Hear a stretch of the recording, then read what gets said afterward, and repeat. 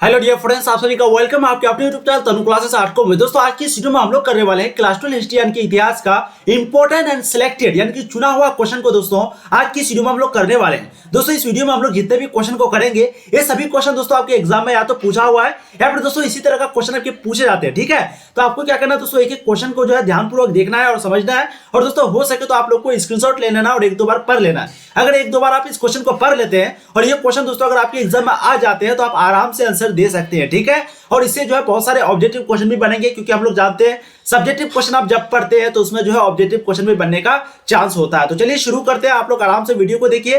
First question देखिए आपके screen पर, रेहला पर संचित टिप्पणी लिखे।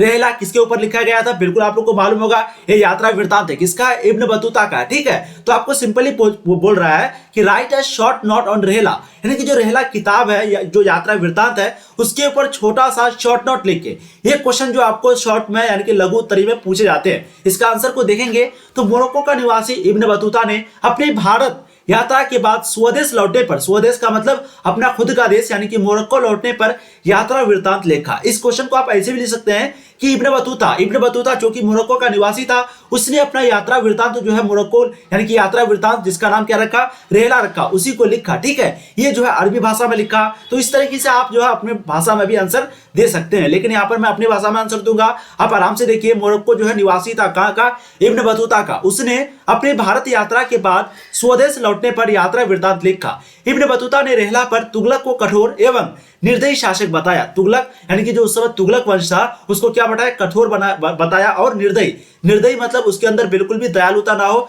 वो जो है किसी के साथ अन्याय कर रहा होगा, उस तरीके का जो है क्या बताया? एक प्रकार का बोल सकते हैं शासक बताया इब्न बतूता। कहां पर? अपने किताब, अपने यात्रा वृत्तांत जिसका नाम है रेहला। ठीक है, उसने छोटे छोटे अपराधों के लिए अपराधियों का अंग काट लेने की बात कही है। समझ गए? यानी कि छोटी छोटी अगर गलती होती थी तो वो क्या करते थे? उसके अंग को जो है काट लेते थे। ठीक है, तो उसके बारे में भी जो है इब्न बतूता ने रेहला पर लिखा है। किसी गलतफहमी का शिकार होकर इब्न बतूता को भी कारागार में डाल दिया गया था। बाद में गलतफहमी दूर होने पर उसे राजकीय सेवा में लेकर दिल्ली का काजी नियुक्त किया। दूसरी तरफ उसकी धार्मिकता की प्रशंसा करते हुए सच्चा मुसलमान बताया। समझ गए आप? यानी कि एक समय ऐसा भी हुआ था कि इब्न बतूता को भी जो है जेल पर यानी कि कारागार पर डाल दिया था, लेकिन जब गलतफहमी दूर हो गई कि इसका जो है ये निर्दोष है, जब ये चीज प्रूफ हो गया तो फिर उसको जो है एक प्रकार का क्या कर दिया? वहां से रिहा कर दिया और दिल्ली का काजी नियुक्ति किया। ठीक है, दिल्ली का क्या नियुक्ति किया? काजी नियुक्ति किया। और दूसरी तरफ उनके जो धार्मिक प्रशंसा थे यानी कि जो मुसलमान थे, तो बताया कि ये जो है एक सच्चा मुसलमान है, ये भी बताया। तो संक्षिप्त यानी कि अभी अगर आपको क्वेश्चन पूछ दे इब्न बतूता के बारे में, रेहला के बारे में, तो आपको इसी चीजों को लिखना है। ठीक है, अब अगला प्रश्न देखिए क्वेश्चन नंबर 2, पुरातत्व से आप क्या समझते हैं? What do you understand by archaeology? ये भी क्वेश्चन देखिए आपके 2019 के एनुअल एग्जाम में पूछा हुआ क्वेश्चन है, समझेंगे। पुरातत्व जो है दोस्तों वो एक ऐतिहासिक स्रोत होता है। क्या होता है? एक ऐतिहासिक स्रोत होता है। उत्खनन से प्राप्त सभी सामग्रियों को पुरातत्व कहा जाता है। उत्खनन का मतलब क्या होता है? जैसे कि हड़प्पा सभ्यता का उत्खनन सबसे पहले कहां पर हुआ? तो हड़प्पा नामक जगह पर हुआ, यानी कि सबसे पहले खोज, समझ गए? खुदाई भी बोल सकते हैं, खोज भी बोल सकते हैं। तो पुरातत्व दोस्तों वो क्या है? एक ऐतिहासिक स्रोत है, यानी कि एक सोर्स है, एक ऐतिहासिक सोर्स है जहां से हम लोगों को कोई चीज के बारे में जानकारी मिलती है। ठीक है, तो उत्खनन से प्राप्त सभी सामग्रियों को पुरातत्व कहा जाता है। इसमें मूर्तियां हो गया, शिलालेख हो गया, अस्थि अवशेष हो गया, मिट्टी के बर्तन हो गया, सिक्का हो गया, पाषाण हो गया, ये सभी आते हैं। मतलब अगर हम लोगों को जैसे कोई भी सभ्यता के बारे में जानकारी मिला है तो कैसे मिला? या तो शिलालेख है, या फिर अभिलेख है, या फिर मूर्तियां है, या फिर कोई हड्डी वगैरह का अवशेष है, या फिर मिट्टी का बर्तन है, या फिर सिक्का है, मोहर है, या फिर पाषाण उपकरण है। तो इन सभी चीजों से हम लोगों को कोई भी सभ्यता के बारे में पता चलता है। तो ये जो है पुरातत्व के अंतर्गत आते हैं। किसके अंतर्गत? पुरातत्व यानी कि आर्कियोलॉजी। ठीक है, ये सभी चीजें दोस्तों कालखंड की होती है, उस कालखंड की प्राथमिक ऐतिहासिक स्रोत मानी जाती है। समझ गए आप? यानी कि पुरातत्व के बारे में अगर आपको क्वेश्चन पूछ दे तो आपको यही चीज लिखना है कि हम लोगों को कोई चीज के बारे में जो जानकारी मिलती है वो पुरातत्व से मिलती है। जैसे मूर्तियां हो गया, शिलालेख हो गया, अस्थि हो गया, ये सभी चीजों से हम लोगों को किसी भी सभ्यता के बारे में पता चला, और ये सभी चीज दोस्तों पुरातत्व के अंतर्गत आते हैं। ठीक है, अब अगला प्रश्न देखिए क्वेश्चन नंबर 3, किताबुल हिंद पर एक संक्षिप्त टिप्पणी लिखे। अभी हम लोगों ने क्वेश्चन क्या देखा?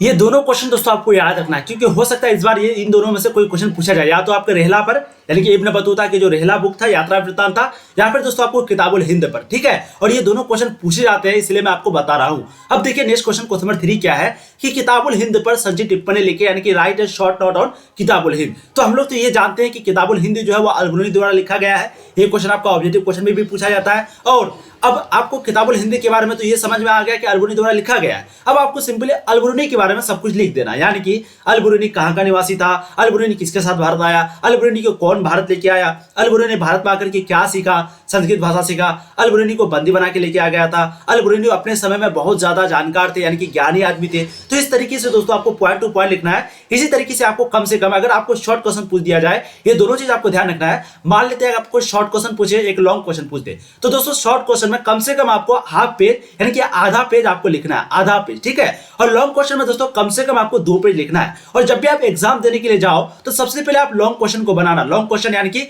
5 नंबर वाला जो क्वेश्चन होता है उस क्वेश्चन को पहले आपको बनाना है। क्योंकि दोस्तों क्या होता है, अगर आपको 4 क्वेश्चन भी पूछेगा तो 20 नंबर आपको आराम से आ जाएगा और आपको इसमें ज्यादा लिखना पड़ेगा। वहीं पे अगर शॉर्ट क्वेश्चन की बात करेंगे तो आप अगर थोड़ा सा भी लिखेंगे तो आपको कम से कम 1 मार्क्स जो है वो मिल ही जाएगा, ठीक है। ये दोनों चीज ध्यान रखना है। और एक चीज क्या ध्यान रखेंगे, कभी कभी क्या होता है, शॉर्ट क्वेश्चन जब आपको पूछता है तो वो तो होता है 2 नंबर का ही, लेकिन जब आप आंसर देने लगोगे तो कभी कभी वो 2 पेज 3 पेज में चला जाता है, या फिर 1 पेज 2 पेज में चला जाता है शॉर्ट क्वेश्चन में, ठीक है। इसलिए मैं आपको पहले सजेस्ट करूंगा कि पहले आप लॉन्ग क्वेश्चन को बनाइए। इससे क्या होगा कि लॉन्ग क्वेश्चन में तो 2 पेज हमको लिखना है, शॉर्ट क्वेश्चन में आधा पेज लिखना है। जब टाइम आपके पास रहेगा, मैनेज होगा, तो आपको जो है लास्ट में शॉर्ट क्वेश्चन बनाना है। अब देखिए प्रश्न क्या था कि किताबुल हिंद पर संक्षिप्त टिप्पणी लिखी। समझते हैं। अलबरूनी अरबी में जो है ये अलबरूनी द्वारा लिखी गई एक पुस्तक है। तो किताबुल हिंद जो है वो कौन सी भाषा में है, वो अरबी भाषा में, ठीक है। इसमें टोटल 80 अध्याय है, यानी कि इसमें टोटल 80 चैप्टर है, यानी कि 80 अध्याय में विभक्त है।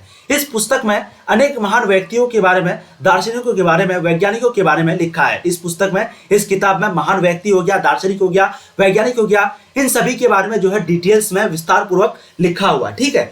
आगे अगर हम लोग देखेंगे, बहुत ही इंपोर्टेंट पॉइंट है यहाँ पर, यह एक विशाल ग्रंथ है, यह एक विशाल ग्रंथ है जिसमें भारतीय धर्म हो गया, दर्शन हो गया, त्योहार हो गया, खगोल विद्या हो गया, रीति रिवाज हो गया, परंपरा हो गया, सामाजिक एवं सांस्कृतिक जीवन हो गया, माप तौल हो गया, मूर्ति कला हो गया, कानून प्रांतों की सीमाओं के बारे में और नदियों आदि की जानकारी मिलती है। समझ गए। तो किताबुल हिंद जो कि अलबरूनी के द्वारा लिखा गया है, इसमें कई चीजों के बारे में हो गया, धर्म, दर्शन, त्योहार, खगोल, जीवन, सांस्कृतिक, मापतोल की विद्या, मूर्ति कला, इन सभी चीजों के बारे में विस्तार पूर्वक इस किताब में मिलती है। इसमें टोटल 280 अध्याय में से जो अधिकांश नक्षत्र विद्या विषय की विस्तृत यानी कि विषय के बारे में हम लोगों को आधारित यानी कि उसी के बारे में जानकारी देता है। इसमें जो 9वें अध्याय है यानी कि जो 9वां चैप्टर है उसमें जाति प्रथा एवं वर्ण व्यवस्था पर प्रकाश डाला है। और जो 64वें अध्याय है यानी कि जो 64वां चैप्टर है उसमें जातियों के अनुष्ठानों एवं रीति रिवाजों का वर्णन है, ठीक है। और जो 69वें अध्याय में है उसमें क्या दिया हुआ, भारतीय स्त्रियों की स्थिति का वर्णन। तो इन चीजों को आपको ध्यान रखना है। 64वें में क्या दिया हुआ है, जातियों के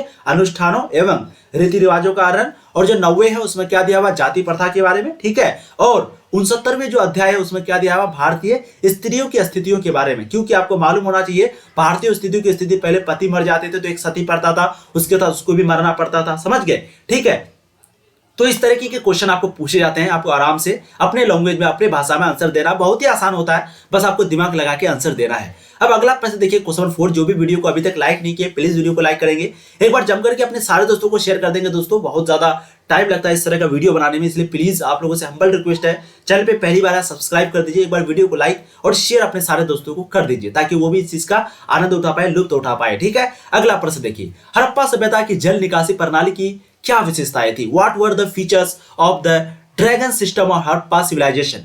ये क्वेश्चन देखिए आपका 2020 में अनुअल एग्जाम में पूछा हुआ है। तो सिंपली क्वेश्चन क्या है कि हड़प्पा की जल निकास प्रणाली, अगर आपको कुछ आंसर ना आए तो आप आराम से लिख सकते हैं। जैसे कि आज के जमाने में पहले क्या होता, अभी क्या है, अगर आप शहर की बात करेंगे तो पहले एक घर होता है, घर से एक छोटा सा नाला निकलता है, फिर छोटा सा पाइप निकलता है, वो पाइप एक छोटा सा नाला से जाके जुड़ता है। वो छोटा नाला क्या होता है, कच्ची रोड के किनारे बसा हुआ होता है। फिर वो जो छोटा नाला होता है वो एक बड़े नाले के साथ जुड़ता है, और जो बड़ा नाला होता है वो पक्की रोड के किनारे होता है, ठीक है। और ये जो बड़ा नाला होता है वो प्लास्टर का बना हुआ होता है, वो जो बड़ा नाला होता है उसको ढका हुआ होता है। तो इस तरीके से आपको पॉइंट टू पॉइंट बातें लिखनी है। अब यहाँ पर देखिए हड़प्पा सभ्यता की जल निकास प्रणाली बिल्कुल कुछ इसी प्रकार था। सबसे पहला, हड़प्पा सभ्यता की जल निकास प्रणाली काफी विकसित थी। नगरों में नियोजित जल निकास प्रणाली आधुनिक नगर योजना के समान थी। आधुनिक नगर योजना यानी कि अगर आप बात करें तो जो नया शहर होती है, आधुनिक मतलब नया नगर जो होती है, बिल्कुल उन्हीं के जैसा पूरा प्लान था, पूरा डेवलप था। यहाँ के नगरों में घरों नालियों एवं सड़कों का एक साथ नियोजित रूप से निर्माण करवाया गया था। यानी कि एक आपका हो गया नगर, हो गया नगर में जो आपका घर है वो हो गया, एक नाली हो गया, एक सड़क के साथ, यानी कि तीनों के साथ समझ, जैसे कि मैंने आपको बताया पहले घर से छोटा नाला से बड़ा नाला जो कि सड़क के किनारे होता है। तो बिल्कुल आपको यहाँ पर वही चीज को बताया जा रहा है। सड़कों का एक साथ नियोजित निरूपण से कराया गया था। सड़कों की तरह नालियां भी जो है एक दूसरे की समकोण पर काटती थी। जैसे सड़क जो है अगर मान लेते हैं यहाँ से ऐसे मुड़ा हुआ है तो नाली भी जो है इस प्रकार ही होती थी, यानी कि सड़क के साथ साथ वो भी होती थी। घरों से पानी गली के नाली में, अभी मैंने आपको बताया घरों से जो पानी है वो कहां पर, गली के नाली में, और वहां से शहर के मुख्य नाली में जाती थी। और ये जो नाली होती थी दोस्तों पक्की ईंटों की बनी होती थी, ये चीज को ध्यान रखना है। वो प्लास्टर की हुई होती थी, वो जो है ढकी हुई होती थी। अभी भी अगर आप देखेंगे तो नाली जो है वो क्या होता है, खुला होता है, ठीक है, लेकिन वो क्या होती थी, ढकी होती थी। और मैंने आपको बताया था कि इसमें जगह जगह पर 6 बच्चे बने होते थे। क्या होते थे, 6 बच्चे, जिससे क्या होता था कि जो कूड़ा कचरा है, जो उस समय जो कूड़ा कचरा होते थे, आज के जमाने में तो पन्नी है, पॉलिथीन है, ठीक है, उस समय जो कूड़ा कचरा होते थे उसको रोक देता था ताकि जो पानी है वो जाम ना हो जाए, ठीक है। अब अगला प्रश्न देखिए, क्वेश्चन 4, मौर्य कालीन स्तंभों पर एक लघु लेख लिखिए। यानी कि आपको सिंपली क्या पूछ रहा है, शॉर्ट नोट लिखना है, किस पर, मौर्यन पिलियर्स पर, यानी कि स्तंभों पर। स्तंभ का मतलब क्या होता है, पिलर होता है, यानी कि जो एक घर होता है जो 4 पिलर पर खड़ा होता है, जो छत होता है आपका, तो वो किस पर खड़ा होता है, पिलर पर, तो उसी को बोलते हैं दोस्तों स्तंभ। तो मौर्य कालीन के स्तंभों पर एक लघु लेख लिखिए, यानी कि एक प्रकार का नोट लिखिए। समझते हैं, मौर्य काल की सर्वश्रेष्ठ कलाकृति जो है वो स्तंभों तथा अनेक शीर्ष पर पशु आकृतियों का निर्माण है। इन स्तंभों का निर्माण जो है अशोक द्वारा किया गया था, ठीक है। तो आप लोग को ध्यान रखना है, मौर्य कालीन की जो एक प्रकार का जो स्तंभों का निर्माण है वो किसके द्वारा किया गया था, वो अशोक के द्वारा किया गया था। अशोक जिसने धम्म की शुरुआत की, ठीक है। इन पर उसकी जो लिपि थी जिसका नाम था धम्म, ये भी जो है अंकित है, यानी कि जो स्तंभ है, जो पिलर है, उस पर ये जो धम्म है, धम्म मतलब मैंने आपको बताया था क्या होता है, एक प्रकार का आप धर्म भी समझ सकते हैं, लेकिन ये कोई धर्म नहीं था। मतलब क्या होता है कि इसमें अच्छी बातें बताई जाती थी जो इंसानियत को सुनना चाहिए। जो आज जैसे कि अकबर ने क्या किया था, अकबर ने दीन इलाही शुरू किया था, तो दीन इलाही में क्या था, वो अच्छी बातें थी, यानी कि सभी धर्म से जो अच्छी अच्छी बातें हैं उसको मिलाकर के एक बनाया गया, ठीक है। तो उसी तरीके से अशोक भी जो है धम्म बनाया था। क्वेश्चन आपको पूछा जाएगा कि अशोक के धम्म पर संक्षिप्त टिप्पणी करें, तो आपको जो है इसी चीज को लिखना है, ठीक है। अब देखिए, उसकी जो धम्म थी उस लिपि पर अंकित है। इन्हें साम्राज्य के विभिन्न भागों में मुख्य मार्गों पर अवस्थित किया गया था, ठीक है। इनमें से जो स्तंभ आज दिल्ली हो गया, प्रयाग हो गया, लौड़िया अरेराज हो गया, उसके बाद लौड़ी आनंद नगर ये नाम है, ठीक है, तथा रामपुरवा हो गया, इन सभी में है। तो ये जो पिलर है, जो स्तंभ है, ये इन सभी जगहों में है जो कि मैंने आपको बताया। उन पर अशोक के प्रमुख लेख भी अंकित है, यानी कि वो जो पिलर है, जो स्तंभ है, उन पर क्या है, लिखा हुआ भी कुछ है, यानी कि एक लेख जो है वो अंकित है, ठीक है। लुम्बिनी, सांची, सारनाथ, कौशाम्बी, सांची के बारे में तो आपको पढ़ाए हैं, तो लुम्बिनी हो गया, सांची हो गया, सारनाथ हो गया, कौशाम्बी हो गया, ये सभी स्थानों पर जो है प्राप्त स्तंभों पर उसके लघु लेख प्राप्त होते हैं, ठीक है। तो ये जितने भी स्थान का मैंने नाम लिया, यहाँ पर एक स्तंभ पाए जाते हैं और ये सभी स्तंभ में लघु लेख होते हैं, यानी कि एक प्रकार का कुछ जो है लिखा हुआ होता है जो कि अशोक के द्वारा लिखा गया था, ठीक है। अब आगे देखते हैं, तो स्तंभों का निर्माण जो है वो उच्च कोटि के अभियांत्रिकी कला को प्रदर्शित करता है। पहाड़ों से विशाल खंडों को काटा गया है और संपूर्ण सतह को अत्यंत बारीकी और परिशुद्धता के साथ तराशा गया है। समझ गए, एक पाषाण खंड से 40 की स्तंभ को शुद्धता के साथ तराशना निश्चित ही आश्चर्यजनक है और मौर्य कलाकार के अभियांत्रिकी ज्ञान की पूर्णता का सर्वोत्तम उदाहरण प्रतीत होता है। तो आपको मौर्यकालीन स्तंभों के बारे में अगर जब भी पूछे तो आपको आराम से आंसर लिख देना है, ठीक है। अब अगला प्रश्न देखेंगे, तो मौर्यकालीन कला यानी कि एक स्थापत्य और एक मौर्यकालीन कला, इन पर जो है वर्णन करें, यानी कि डिस्कस करें। एक क्वेश्चन आपको ऑब्जेक्टिव यहाँ पर बनता है, अगर आपको क्वेश्चन पूछ दे कि मुगल साम्राज्य में जो सबसे ज्यादा स्थापत्य कला है वो किसके जमाने में फेमस हुई थी, या फिर यूं कहे तो सबसे ज्यादा तरक्की किया था, तो बिल्कुल वो जो शुरू हुआ था वो तो अकबर के समय में शुरू हुआ था, लेकिन जो सबसे ज्यादा फेमस जो हुआ था, मशहूर जो हुआ था, वो किसके काल में हुआ था, बिल्कुल दोस्तों वो आपके हुआ था शाहजहां के काल में, ठीक है, शाहजहां के काल में। तो ये चीज को आपको ध्यान रखना है। अब यहाँ पर क्वेश्चन क्या पूछ रहा है कि मौर्यकालीन कला एवं स्थापत्य का वर्णन करें। देखिए, मौर्यकालीन कला एवं स्थापत्य का सर्वश्रेष्ठ नमूना इस समय के स्तंभ एवं याक्षिणी की मूर्ति है। सांची, सारनाथ आदि जगहों पर मौर्यकालीन स्तूप मिले हैं। इस समय मूर्ति निर्माण में गांधार एवं मथुरा शैली का विकास हुआ है। अशोक द्वारा 84,000 बौद्ध स्तूपों तथा विहार का निर्माण करवाया गया था। इस काल में पर्वतों को काटकर गिरहों का भी निर्माण हुआ है। बराबर की पहाड़ियों एवं नागार्जुन पहाड़ियों से ये जो है आज भी है। समझ गए। अब अगला प्रश्न देखते हैं, क्वेश्चन नंबर 6, अभिलेख क्या है, व्हाट इज इंस्क्रिप्शन, एक प्रकार का बोल सकते हैं स्क्रिप्ट। ये भी क्वेश्चन देखिए 2020 का एनुअल एग्जाम में पूछा हुआ है। मैंने आपको दोस्तों ये क्वेश्चन भी कई बार करवाया था। आपको बोले थे कि अभिलेख जो है एक प्रकार का रिकॉर्ड है, जैसे कि आज के जमाने में हम लोग ऑडियो रिकॉर्ड करते हैं, म्यूजिक रिकॉर्ड करते हैं, गाना रिकॉर्ड करते हैं, उसी तरीके से दोस्तों अभिलेख जो है एक प्रकार का रिकॉर्ड है जहां पर किताबें जो चीजें हैं वो लिखी हुई होती थी। अब ये अभिलेख जो पत्थर पर लिखा हुआ होता था, पेपर पर लिखा हुआ होता था, मिट्टी पर लिखा हुआ होता था, मिट्टी के बर्तन पर लिखी हुई होती थी। तो इन सभी चीजों को दोस्तों अभिलेख कहते हैं। इसी चीज को आपको अपने शब्दों में लिखना है। आंसर देखिए, अभिलेख जो है दोस्तों वो पत्थर, धातु आदि की सतहों पर उत्कीर्ण किए गए पाटन सामग्री को कहते हैं। यानी कि अभिलेख जो है वो पत्थर हो गया, धातु हो गया, उन पर जो चीजें लिखी हुई है उन्हीं को क्या बोलते हैं, अभिलेख बोलते हैं। इसका प्रयोग जो है वो प्राचीन काल से ही हो रहा है। यानी कि पहले के जमाने में जब कुछ नहीं था तो लोग पत्थर से पेड़ों पर जो है या फिर पत्थर से पत्थरों पर जो है मार मार के लिखते थे। तो ये प्राचीन काल से ही हो रहा है। ठीक है, ये मुख्य रूप से शासकों का राज्य देश होता है। ये क्या होता है, मुख्य रूप से शासकों का राज्य देश होता था। सबसे प्राचीन अभिलेख जो है वो अशोक के प्रस्तर अभिलेख है। आपको अगर क्वेश्चन पूछेगा कि सबसे प्राचीन अभिलेख कौन सा है, तो वो अशोक के प्रस्तर अभिलेख जो है वो क्या है, सबसे प्राचीन है, सबसे पुरानी है। सोना, चांदी, पीतल, तांबा, लोहा, ये सभी पर दोस्तों जो लिखित अभिलेख पाए गए हैं, क्या पाए गए हैं, अभिलेख यानी कि रिकॉर्ड पाए गए हैं। किसमें, सोना में, चांदी में, पीतल में, तांबा में। अभिलेख दोस्तों किसी भी कालखंड की जानकारी प्राप्त करने का प्राथमिक स्रोत माना जाता है। ठीक है, चीजें आपको समझ में आ रही है। अब अगला प्रश्न देखेंगे, क्वेश्चन नंबर 7, किन्हीं 2 गुप्तकालीन मंदिरों के नाम एवं स्थानों को लिखें।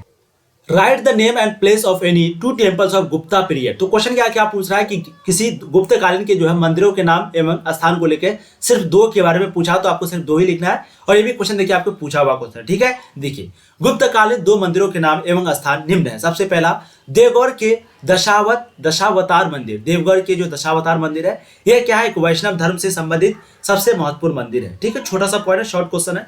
दूसरा आपका भुमरा का शिव मंदिर, यह जो है शैव धर्म से संबंधित सबसे महत्वपूर्ण मंदिर है। तो ये जो है वैष्णव यानी कि देवगढ़ के जो दशावतार मंदिर है, क्या दशावतार मंदिर, ये क्या है, वैष्णव धर्म से संबंधित है। ठीक है, और ये जो भुमरा का शिव मंदिर है ये जो है शैव से है। तो शिव आपका हो गया शैव से, और जो आपका दशावतार मंदिर हो गया वैष्णव धर्म से। तो ये दोनों चीज को आपको ध्यान में रखना है, क्वेश्चन आपको ऑब्जेक्टिव में पूछे जाते हैं।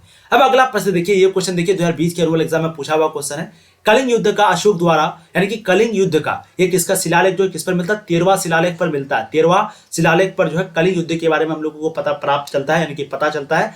क्वेश्चन यहाँ पर पूछ रहा है कि कलिंग युद्ध का जो अशोक पर क्या प्रभाव पड़ा था। What impact had Kalinga war on Ashoka. समझिए, कलिंग युद्ध का अशोक पर निम्न प्रभाव पड़ा था। एक एक करके हम लोग पॉइंट को समझते हैं। सबसे पहला पॉइंट आपका है, अशोक ने साम्राज्य विस्तार की नीति का परित्याग कर दिया। अशोक जो है वो क्या किया, साम्राज्य विस्तार की जो पॉलिसी है, जो नीति है, उसका क्या कर दिया, परित्याग कर दिया। इसने अहिंसा, सत्य, प्रेम, दान, परोपकार आदि का रास्ता अपनाया। तो अशोक जो है वो एक अहिंसा का, एक सच का, एक प्यार का, एक दान देने का, एक परोपकार का, इन सभी चीजों का जो रास्ता है वो अपनाया। किसने, अशोक ने। ठीक है, इसलिए जो है यहाँ पर क्वेश्चन क्या पूछ रहा है कि कलिंग युद्ध का जो है अशोक पर क्या प्रभाव पड़ा, यानी कि जो कलिंग युद्ध जो हुआ था उस पर अशोक पर क्या प्रभाव पड़ा। तो ये सभी चीजों को हम लोग एक एक करके जानते हैं। तीसरा पॉइंट है, अशोक जो है वो बौद्ध धर्म का अनुयायी बन गया, यानी कि अशोक जो है वो बौद्ध धर्म का फॉलोवर बन गया। अनुयायी मतलब फॉलोवर। ठीक है, यानी कि मानने वाला या फिर उसके पीछे चलने वाला या फिर उसको फॉलो करने वाला। बौद्ध धर्म का प्रचार प्रसार पूरे देश के साथ साथ विदेशों में भी किया।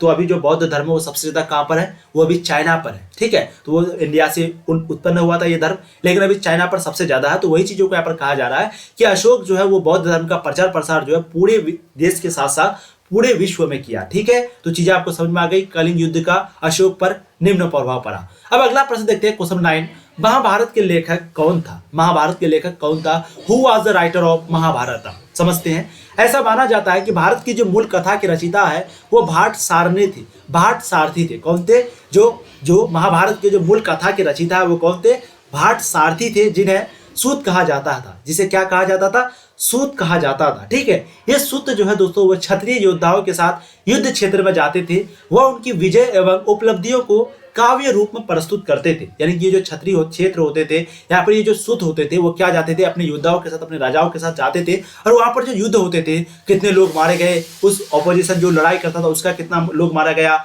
हमें लोग को कितने सिपाही मारे गए। ठीक है, क्या क्या हुआ, राजा कितनी देर लड़ाई हुई, कितनी देर चली। तो इन सभी चीजों के बारे में जो है रिकॉर्ड जो है एक प्रकार का वो लिखा करते थे। ठीक है, प्रस्तुत करते थे। कुल महाभारत में प्रारंभ में 10,000 से कम श्लोक थे, बाद में यह बढ़कर 1 लाख से भी अधिक हो गया। इसके रचयिता जो है कौन थे, महर्षि व्यास थे। इसके रचयिता कौन थे दोस्तों, वो थे महर्षि व्यास। चीजें आपको समझ में आ गई। अब आगे हम लोग देखते हैं प्राचीन भारत में महिलाओं के संपत्ति संबंधी अधिकार का वर्णन कीजिए, यानी कि describe the property right of women in ancient India. तो प्राचीन भारत में महिलाओं के संपत्ति संबंधित अधिकार का वर्णन करें। देखिए, ऋग्वैदिक काल में परिवार की संपत्ति पर पिता का एक अधिकार होता था। पहले क्या होता था, जब ऋग्वैदिक काल था, अब ये ऋग्वैदिक काल कब था, तो आपका त्रिवैदिक या फिर जब सबसे पहले आपका हड़प्पा सभ्यता था, हड़प्पा सभ्यता के बाद आपका क्या था, वैदिक सभ्यता था। और ये वैदिक सभ्यता नाम क्यों पड़ा, क्योंकि दोस्तों वैदिक के बारे में जानकारी हम लोगों को वेदों से मिली है। वैदिक सभ्यता की जानकारी जो है हम लोगों को वेदों से मिली है, इसलिए उसका नाम वैदिक सभ्यता पड़ा। ठीक है, और वही वेदों में दोस्तों, वही वेदों में जो आपका ऋग्वेद था, ऋग्वेद वो सबसे पुराने वेद है। और ये कब पनपा था, ये दोस्तों आपका पनपा था, यानी कि जो उत्पन्न हुआ था कब हुआ था, वो हुआ था ऋग्वैदिक काल में। इसलिए इसको ऋग्वैदिक काल भी बोल सकते हैं या फिर वैदिक काल भी बोल सकते हैं। तो दोनों चीजों का आपको ध्यान रखना है। अब देखिए, ऋग्वैदिक काल में परिवार की संपत्ति पर पिता का एक अधिकार होता था। पिता की मृत्यु के बाद यह अधिकार पुत्र को मिलता था, यानी कि पहले के जमाने में जो है औरतों को या फिर लड़कियों को कहें तो बिल्कुल भी कोई भी प्रॉपर्टी नहीं मिलता था। ठीक है, आगे हम लोग देखेंगे तो महाभारत में स्त्री को चल संपत्ति पर अधिकार था और वह स्वयं भी चल संपत्ति समझी जाती थी और उसे किसी अन्य को उपहार स्वरूप दिया जाता था। चल संपत्ति का मतलब एक प्रकार का एक जगह से दूसरी जगह भेजना, चल मतलब चलना। ठीक है, तो उसको चल संपत्ति कहा जाता था, मतलब कि उसके लिए कुछ नहीं, तुम जो है मेरा घर में हो, तुम दूसरे का प्रॉपर्टी हो, तुम दूसरी जगह चली जाओ, तो उसको क्या समझा जाता था, चल संपत्ति समझी जाती थी और उसे किसी अन्य को उपहार स्वरूप दिया जाता था, यानी कि अपने बेटी को कोई दे दिया उस जमाने में, अभी की बात हम नहीं कर रहे, उस जमाने में जो है उपहार के रूप में दे दिया, इस तरीके से जो उसका स्वरूप दिया जाता था। क्योंकि दोस्तों पहले के जमाने में जो ना बहुत ही ज्यादा गलत चीजें थी, जैसे कि सती प्रथा हो गया। अब सती प्रथा में क्या हो गया, अगर उसके पति मर गए तो मृत्यु हो गई तो उसकी पत्नी को भी उसके साथ साथ मरना पड़ता था। तो ये कितनी गलत चीजें हैं, समझ रहे हैं। और पहले के जमाने में जो है औरतों को कोई भी हिस्सा नहीं मिलता था, अगर चाहे कोई भी प्रॉपर्टी हो बाप का उसमें नहीं मिलता था। अभी तो वैसा कुछ भी नहीं है। ठीक है, तो देखिए महाभारत में युधिष्ठिर ने द्यूत क्रीड़ा के समय अपनी पत्नी द्रौपदी को दांव पर लगाया और हार गया था। पारिवारिक संपत्ति पर स्त्री का कोई स्वतंत्र अधिकार नहीं था। पारिवारिक संपत्ति पर यानी कि जो प्रॉपर्टी है उस पर स्त्री का जो है कोई स्वतंत्र अधिकार नहीं था। चीजें आपको समझ में आ गई। प्राचीन भारत में महिलाओं की संपत्ति संबंधित अधिकार का वर्णन करें, आपको कुछ इसी प्रकार लिखना है, ये भी क्वेश्चन पूछे जाते हैं। अब अगला प्रश्न देखिए, गोत्र से आप क्या समझते हैं। फिर आपका नेक्स्ट क्वेश्चन जो है बहुत ही इंपॉर्टेंट है, बौद्ध धर्म के महायान और हीनयान। हमने आपको कई बार बताया है कि महायान और हीनयान जो है वो किससे है, बौद्ध धर्म से है, और जो त्रिपिटक है वो भी बौद्ध धर्म से है, और जो श्वेतांबर और दिगंबर है वो जैन धर्म से। ठीक है, अब देखिए गोत्र से आप क्या समझते हैं। देखिए लगभग 1000 ईसा पूर्व में गोत्र प्रथा अस्तित्व में आया था। ये गोत्र प्रथा जो कब आया था, 1000 ईसा पूर्व। ठीक है, प्रत्येक गोत्र किसी ऋषि के नाम पर होता था। जितने भी गोत्र होते थे वो क्या होते थे, किसी ऋषि के नाम पर होता था। उस गोत्र के सदस्य उसी ऋषि के वंशज माने जाते थे, और उस गोत्र के जो सदस्य होते थे वो उसी ऋषि के वंशज माने जाते थे। एक ही गोत्र के सदस्य आपस में विवाह नहीं कर सकते थे। एक ही गोत्र के सदस्य आपस में विवाह नहीं कर सकते थे। विवाह के बाद स्त्रियों का गोत्र पिता के स्थान पर पति का गोत्र माना जाता था। यानी कि जो विवाह के बाद जो स्त्री का गोत्र है पहले पिता होता था, लेकिन जब शादी हो जाती थी तो उसके बाद जो है उसका पति को उसका गोत्र माना जाता था। परंतु सातवाहन इसके अपवाद कहे जा सकते हैं। पुत्र के नाम के आगे माता का गोत्र होता था। उदाहरण के लिए गौतमी पुत्र शातकर्णी, अर्थात विवाह के पश्चात भी सातवाहन रानियों ने अपने पति के स्थान पर पिता का गोत्र ही अपनाया। ठीक है, तो कोई यानी कि सातवाहन में ये बातें बताई जा रही है कि विवाह के बाद भी अपने पति के नाम के बजाय अपने पिता के ही नाम को वो लोग जो है रखता था, यानी कि अपनाया। ठीक है, अब अगला प्रश्न देखिए, बौद्ध धर्म के महायान और हीनयान के सिद्धांत पर कुछ लिखे। What are the basic difference between principle of Mahayana and Hinayana. यानी कि सिंपली आपको महायान और हीनयान पर इसके जो सिद्धांत है उस पर क्या बताना, डिफरेंस बताना, अंतर बताना, क्या इन दोनों में अलग है। देखिए हीनयान संप्रदाय ये जो है महात्मा बुद्ध की शिक्षाओं पर आधारित है। ये किस पर है, महात्मा बुद्ध की शिक्षाओं पर आधारित है। ये हीनयान संप्रदाय, यह संप्रदाय महात्मा बुद्ध को एक महापुरुष के रूप में स्वीकारता है। ठीक है, तो जो महात्मा बुद्ध थे उसको क्या एक महापुरुष के रूप में स्वीकारता है। ये जो हीनयान संप्रदाय है वही। ठीक है, हीनयान में ज्ञान को प्रमुख स्थान दिया गया है तथा व्यक्ति को निर्वाण की प्राप्ति करना उद्देश्य बताया गया है। ठीक है, तो हीनयान को ज्ञान यानी कि हीनयान में जो है ज्ञान को क्या बताया गया है, प्रमुख स्थान यानी कि सबसे पहले नंबर दिया गया है। अब अगला देखेंगे महायान संप्रदाय। तो महायान संप्रदाय में महात्मा बुद्ध के अतिरिक्त बोधिसत्वों की शिक्षाओं को शामिल किया गया था तथा शामिल किया गया तथा महात्मा बुद्ध को एक सर्वशक्तिमान देवता माना गया है। इसमें क्या माना गया? महापुरुष। इसमें माना गया सर्वशक्तिमान देवता। अब महापुरुष का मतलब तो समझ सकते हैं आप लोग, जैसे कि महापुरुष किसी को भी, महात्मा गांधी को भी महापुरुष बोला जाता है, क्योंकि दोस्तों उन्होंने बहुत अच्छे अच्छे कार्य किए थे, सभी के बारे में अच्छा सोचा था, कोई भी जाति धर्म नहीं किया था, किसी धर्म के खिलाफ नहीं बोलते थे, ठीक है। तो क्या हो गया? महापुरुष हो गए, सभी का भलाई चाहता था, सभी गरीबों का, सभी जो छोटे छोटे जाति होते थे, कोई भी किसी के साथ हिंसा नहीं, कभी भी लड़ाई नहीं, समझ गए? तो ये हो गया महापुरुष। और एक सर्वशक्तिमान क्या हो गया? यानी कि सबसे ज्यादा शक्तिशाली, कोई भी युद्ध पर कभी भी वो नहीं हारा हो, तो ये हो गया आपका सर्वशक्तिमान देवता। तो किसे माना गया था? यानी कि माना गया है महात्मा बुद्ध को। किसमें? महान संप्रदाय में, ठीक है। महान संप्रदाय में ज्ञान के स्थान पर करुणा को अधिक महत्व दिया गया है, ठीक है। हीनयान जो संप्रदाय है वहां पर ज्ञान को प्रमुख स्रोत दिया गया है, प्रमुख स्थान दिया गया है। और वहीं पे अगर महायान संप्रदाय की बात करें तो ये जो है आपका करुणा को जो है अधिक महत्व दिया है। महायान संप्रदाय के अनुयायी यानी कि जो फॉलोवर है वो बोधिसत्व को आदर्श मानते हुए गृहस्थ जीवन को अधिक महत्व दिया है, समझ गए? यानी कि जो महायान संप्रदाय के जो अनुयायी है, जो फॉलोवर है, वो क्या करते हैं? बोधिसत्व को आदर्श मानते हैं और गृहस्थ जीवन को जो है वो अधिक महत्व देते हैं, इंपॉर्टेंस देते हैं। चीजें आपको समझ में आ गई। अब हम लोग समझते हैं सगुण एवं निर्गुण भक्ति के बारे में। काफी इंपॉर्टेंट है, इस चीज को आप लोग आराम से समझिएगा। देखिए सब्जेक्टिव क्वेश्चन है दोस्तों, आपको समझना होगा, थोड़ा टाइम लगेगा, वीडियो लंबा बनेगा, बट आप समझेंगे चीजों को तभी दोस्तों आपको इस वीडियो का फायदा होगा, समझ गए? देखिए सगुण एवं निर्गुण भक्ति में क्या अंतर है? What is the difference between सगुण एंड निर्गुण? मैंने आपको पहले भी कराया था, ये क्वेश्चन भी देखिए 2020 के एनुअल एग्जाम में पूछा हुआ है। सगुण भक्ति वाले भक्त जो है भगवान को मनुष्य या उनके कई रूपों में मूर्ति बनाकर उनकी पूजा करते हैं, ठीक है। तो बहुत आसान है। सगुण भक्ति वाले क्या करते हैं? भगवान को या तो मनुष्य या फिर उनके कई रूपों में मूर्ति बना करके पूजा करते हैं, उनको क्या बोला जाता है? सगुण। वहीं पे निर्गुण क्या होता है? निर्गुण भक्ति में भक्त भगवान को अद्वैत, अविनाशी, चराचर का रचनाकार मानते हुए उनकी अविनाशी स्वरूप की आराधना करते हैं। तो ये आपका हो गया निर्गुण, ये हो गया आपका सगुण। चीजें आपको समझ में आ गई। अब आगे हम लोग देखते हैं चिश्ती संप्रदाय के 3 प्रमुख संतों का संक्षिप्त परिचय दें चिश्ती संप्रदाय के बारे में। उसके बाद जो है फिर आपकी वीडियो जो है वो समाप्त हो जाएगी। जो भी अभी तक वीडियो को लाइक नहीं किए प्लीज वीडियो को लाइक करेंगे दोस्तों। फिर से बताना काफी मेहनत लगती है, एक बार चैनल को सब्सक्राइब जरूर कर देंगे, सारे दोस्तों को शेयर कर देंगे। देखिए क्वेश्चन नंबर 14, चिश्ती संप्रदाय के 3 प्रमुख स्रोतों का संक्षिप्त परिचय दें, यानी कि give a brief introduction of 3 man Christian. यानी कि आपको चिश्ती संप्रदाय के बारे में आपको पूछ रहा है। तो हम लोग जानते हैं ये जो ख्वाजा मोइनुद्दीन चिश्ती है ये आपका अजमेर में है, ये जो आपका निजामुद्दीन औलिया है वो आपका दिल्ली में है, ठीक है। ये जो बाबा फरीद है ये आपके काबुल में है, यानी कि आपके पाकिस्तान में, तो इसके बारे में कभी पूछा नहीं जाता है। तो आपको 3 प्रमुख संतों के बारे में पूछा है, समझते हैं। सबसे पहला है आपका ख्वाजा मोइनुद्दीन चिश्ती। यह 1113 में मध्य एशिया में जन्मे थे। ये कब जन्मे थे? 1113 में। कहाँ पर? मध्य एशिया में, ठीक है। मुसलमान महात्माओं में इनका नाम विशेष प्रसिद्ध है। जो मुसलमान महात्मा थे वो उसके नाम जो है विशेष प्रसिद्ध है। किसमें? ख्वाजा मोइनुद्दीन चिश्ती, यानी कि ख्वाजा मोइनुद्दीन चिश्ती में, ठीक है। आगे देखेंगे शेख निजामुद्दीन चिश्ती के बारे में, शेख निजामुद्दीन औलिया के बारे में। तो दिल्ली में स्थित प्रसिद्ध दरगाह, ये दिल्ली नहीं होगा, ये आपका दिल्ली होगा, ठीक है।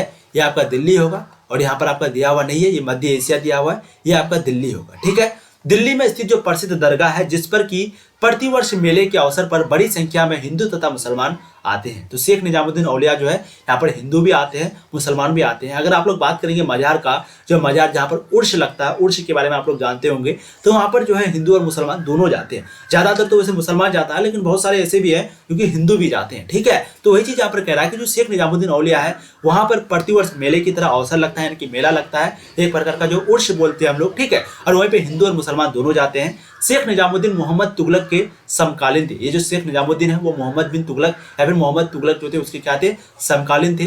अपने समय की जनता पर शेख साहब का बहुत प्रभाव था और उस समय जब शासन काल थे उस समय अपने समय पर जो जनता थी उस पर जो है शेख साहब का, शेख निजामुद्दीन का एक प्रकार का बहुत बड़ा प्रभाव था, भूमिका था। अब अगला पॉइंट देखेंगे बाबा फरीद के बारे में। काबुल के राजवंश में पैदा होकर ये मुल्तान में रहा करते थे, ठीक है। तो ये कहाँ हुए थे? काबुल के राजवंश में पैदा हुए थे, लेकिन ये रहते कहाँ पर थे? मुल्तान में रहते थे। बाबा फरीद जो है मनुष्य मात्र से प्रेम करने की शिक्षा देते थे। इसने केवल मुसलमान ही नहीं वरन हिंदू भी बहुत प्रभावित थे, ठीक है। तो बाबा फरीद से जो है सिर्फ मुसलमान ही नहीं बल्कि बहुत सारे हिंदू भी प्रभावित थे, ठीक है। तो दोस्तों आज हम लोगों ने टोटल लगभग कितना क्वेश्चन? 14 क्वेश्चन करवाया। और मैं फिर से बता दूं ये सभी क्वेश्चन बहुत इंपॉर्टेंट है। हो सकता है यहाँ से आपको 3-4 क्वेश्चन देखने को मिले, या फिर अगर नहीं भी मिलेगा तो आपको जानकारी जो बहुत इंपॉर्टेंट दी गई है, अगर कोई भी क्वेश्चन थोड़ा घुमा के पूछेगा तो ये सभी चीजों को आप आराम से लिख सकते हैं। तो प्लीज जो भी अभी तक वीडियो को लाइक नहीं की, प्लीज लाइक कर देंगे, चैनल को सब्सक्राइब कर देंगे, एक बार जम करके अपने सारे दोस्तों को शेयर कर देंगे। ये चीज आप लोग को ध्यान रखना है, भूलना नहीं है कि हम लोगों की जो क्लास होती है एक 4 बजे होती है, एक 6 बजे होती है, एक 7 बजे होती है, एक 8:30 बजे होती है, और एक आपका सुबह सुबह कभी कभी नहीं हमेशा ही होती है 8 बजे होती है। तो ये 4-5 टाइम आपकी क्लास होती है, चारों 5 टाइम आपको जुड़ना है बहुत मजे के साथ। खास करके 6 बजे, 7 बजे और 8:30 बजे वाली क्लास में जरूर जुड़ना है। बहुत इंपॉर्टेंट दोस्तों, आपके पास टाइम बहुत कम है, इसलिए आप लोग प्लीज रिक्वेस्ट को समझिए, अच्छे से समझिए, आप लोग अपना टाइम दीजिए, कीमती समय वेस्ट इधर उधर मत कीजिए। क्योंकि बहुत सारे स्टूडेंट हैं जो कि अभी बात कर रहे हैं एक दूसरे से, मैं सीधा खुल के बोलूंगा, एक दूसरे से बात करने में, किसी का नंबर लेने में, वगैरह वगैरह चीजों में, बेकार की चीजों में जो है व्यस्त है। प्लीज इसका टाइम आपको बाद में भी मिल जाएगा, लेकिन दोस्तों ये जो 1 महीना है आपको दोबारा नहीं मिलेगा, इसलिए प्लीज आप लोग अच्छे से पढ़ाई कीजिए। Thank you for watching, please video को शेयर कर दीजिएगा। Thank you so much for joining this video and thank you for that कि आपने अपना कीमती समय यहाँ पर दिया। Thank you.